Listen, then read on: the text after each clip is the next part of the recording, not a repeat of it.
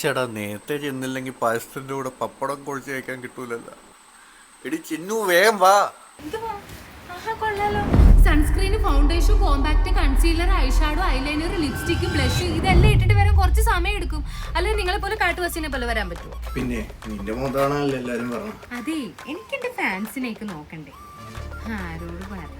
നിങ്ങൾക്ക് ഇതുപോലെ വല്ല ഒരുങ്ങി നടക്കാൻ പറ്റുമോ? ഇതൊക്കെ എനിക്കും പറ്റും. എന്നാ ഒന്ന് കാണിച്ചു കേട്ടാ. നമ്മുടെ അടുത്ത കളി.